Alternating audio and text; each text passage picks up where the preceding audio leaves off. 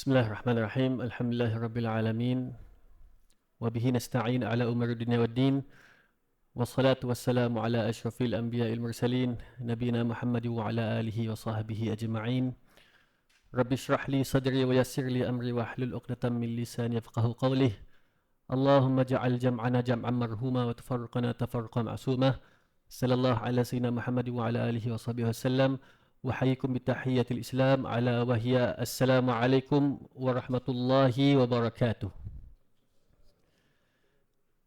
Alhamdulillah, kita mulakan tazkirah kita yang ringkas pada malam ini dengan kita panjatkan kesyukuran terhadap Allah Subhanahu wa taala dengan dua nikmat yang besar ni, iaitu nikmat keimanan dan juga nikmat kesihatan. Kita dapat bersama sekali lagi pada malam ini untuk kita bersama. Dan insya-Allah sebelum kita teruskan dan tarawih kita akan sampaikan tazkirah yang ringkas insya-Allah. Jadi tazkirah kita pada malam ini dia adalah tazkirah di mana saya rasa dia sangat terkait dengan diri kita lah. Kehidupan seharian kita, di mana adab ini dia akan menjadi cahaya kepada ilmu kita. Di mana ilmu kita ni sebenarnya dia boleh bawa kepada dua lah. Satu, dia akan bawa kepada jalan cahaya dan dia akan bawa keberkatan. Dan satu lagi, ilmu kita ni dia boleh bawa kita ke jalan kegelapan, di mana dia akan dipenuhi dengan riak, takabur dan sebagainya. Jadi ingin saya untuk para jemaah semua kembali ke zaman baginda sallallahu alaihi wasallam. Hadis ini adalah hadis daripada Abdullah bin Hisham radhiyallahu an. Beliau mengatakan kunna ma'an Nabi sallallahu alaihi wasallam. Pada waktu itu kami bersama baginda sallallahu alaihi wasallam. Kana akhidhu bi yadi Umar. Nabi sallallahu alaihi wasallam dia berpegang kepada tangan Umar. Wa qala Umar, maka Umar berkata kepada baginda sallallahu alaihi wasallam, "Ya Rasulullah, wahai Rasulullah, la anta ahabbu ilayya min kulli syai' illa min nafsi." Umar mengatakan apa? Wahai Rasulullah, aku sayang sangat dengan kau lebih dari segalanya kecuali diri aku sendiri. Maka apa balasnya baginda sallallahu alaihi wasallam? Beliau mengatakan, la, tidak. Fawalladhi nafsi biyadihi, dengan jiwa genggaman di tanganku, hatta akuna ahabba ilayya min nafsik.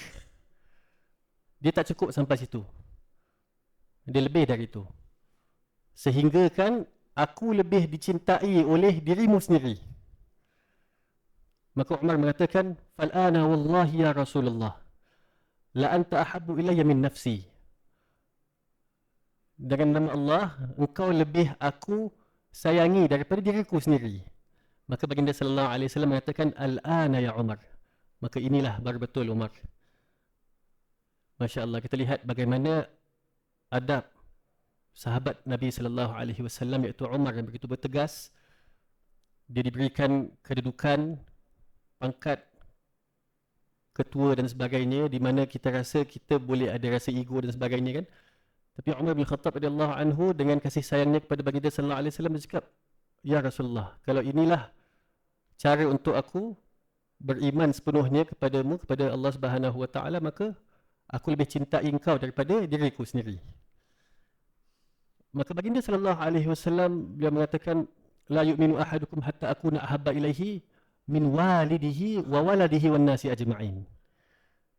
Tidak sempurna keimanan seseorang itu kecuali aku lebih dicintai daripada ibu bapanya sendiri, anak-anaknya sendiri, dan seluruh manusia.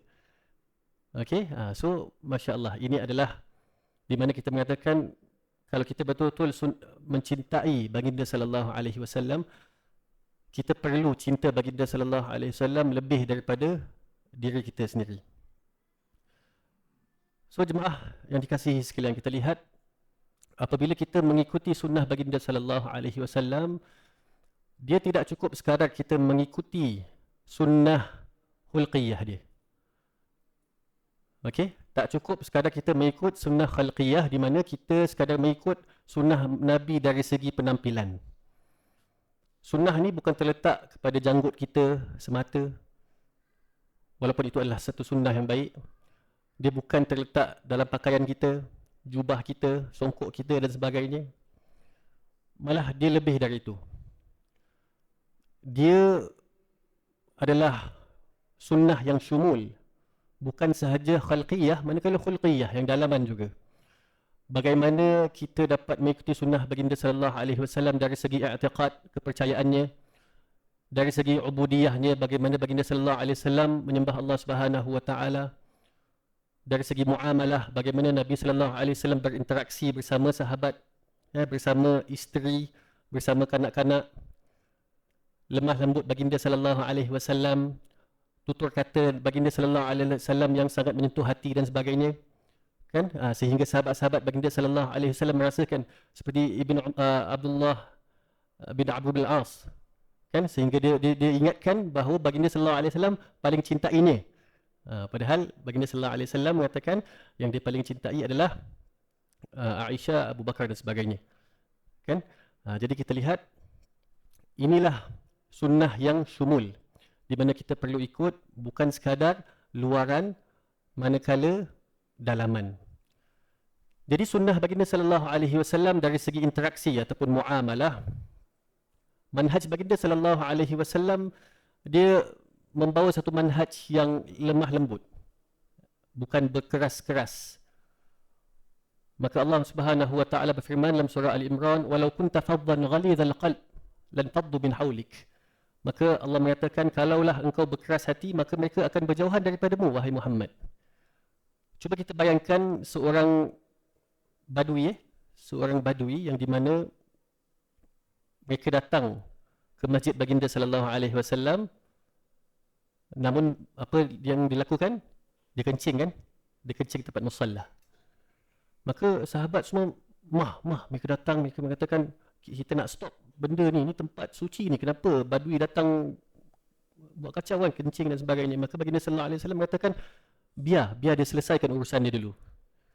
Kita lihat bagaimana adab baginda sallallahu alaihi wasallam. Kata selesaikan urusannya dulu. Maka selepas badui itu dah selesaikan urusannya, maka barulah baginda sallallahu alaihi wasallam mengingatkan badui tersebut, inilah tempat kita bersuci, tempat kita salat, tempat kita berdoa, maka ini bukan tempat kita membuang air. Kan? Maka ini adalah akhlak baginda sallallahu alaihi wasallam, dia tidak berkeras manakala beliau berdakwah bercara hikmah. Dan kalau kita ikut penampilan yang sama, manhaj yang sama, antara kayu ukur yang kita boleh nilai bahawa kita mengikuti sunnah baginda sallallahu alaihi wasallam ataupun tidak, kita boleh mula untuk muhasabah diri kita apabila kita di rumah. Itulah masa terbaik untuk kita bermuhasabah, adakah kita betul-betul ikut sunnah baginda sallallahu alaihi wasallam ataupun tidak. Mungkin ada daripada kita yang di luar berlemah lembut dengan kawan-kawan, bermesra dan sebagainya, kan? Tapi bila sampai di rumah, kita berkeras dengan ahli keluarga kita, wa'ayadzubillah. Ini adalah peringatan buat diri saya jugalah. So antara akhlak ataupun adab yang baginda sallallahu alaihi wasallam mengatakan, khairukum li ahli wa ana khairukum li ahli. Sebaik-baik kamu adalah mereka yang berlaku baik kepada pasangan mereka, dan aku adalah paling terbaik dengan pasanganku. Bagaimana interaksi baginda sallallahu alaihi wasallam bersama isterinya, bagaimana layannya kepada anak-anak muda. Kan kita kalau kita belajar hadis, ada sahabat seperti ada sahabat-sahabat yang mulia seperti Anas bin Malik. Kan Anas bin Malik di mana beliau bersama baginda sallallahu alaihi wasallam sejak awal umur 10 tahun lagi dah bersama Nabi sallallahu alaihi wasallam. Beliau mengatakan dia tak pernah nampak Nabi mengatakan kata-kata yang kesat kepadanya.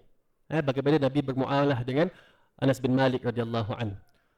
Dan apabila kita membaca hadis, hadis-hadis di mana baginda sallallahu alaihi wasallam memerintahkan Anas bin Malik, wahai Anas bin Malik, belikan aku sedikit sekian, kan? Maka apabila Nabi tunggu Anas bin Malik ni tak patah-patah balik, lepas tu dia pergi cari Anas bin Malik ni. Sekali lepas tahu budak-budak ni biasa dia bermain dengan kawan-kawan dia, kan? Maka apabila dia nampak Anas bin Malik ni dia tak melakukan apa yang aku perintah, Maka Anas bin Malik sedang bermain ni sebagai budak-budak ni, dia dengar bunyi daripada belakang, ya Unais, wahai Anas sayang, dengan lemah lembut. Maka bila Anas melihat, maka dia terus pergi ke kedai untuk membelikan perkara yang Nabi sallallahu alaihi wasallam memerintahkan. Jadi kita lihat bagaimana adab baginda sallallahu alaihi wasallam, interaksi baginda sallallahu alaihi wasallam yang kita boleh amalkan sebelum kita mengutamakan ilmu. Kerana kita takut-takut kalau kita tak utamakan adab sebelum ilmu, takut kita akan berkeras, kita akan cepat menghukum, kita akan cepat menyalahkan satu sama lain. Walhal manhaj baginda sallallahu alaihi wasallam adalah terbalik. Kita perlu berlemah lembut, berhikmah dan mengungsikan apa yang terbaik untuk sahabat-sahabat kita. Jadi insya-Allah saya ingin akhiri tazkirah saya ni dengan yang paling penting dan yang paling utama adalah kita inginkan kasih sayang Allah Subhanahu Wa Taala. Inilah antara cara untuk kita dapat keberkatan ilmu, kita dapat kebahagiaan, kita dapat ketenangan hidup adalah apabila Allah kurniakan ketenangan tersebut. Jadi persoalannya kita perlu tanya diri kita, adakah Allah sayang kita? Adakah kita sedang mendapatkan kasih sayang Allah? Jadi bagaimana kita ingin mendapatkan kasih sayang Allah? Jawapannya mudah.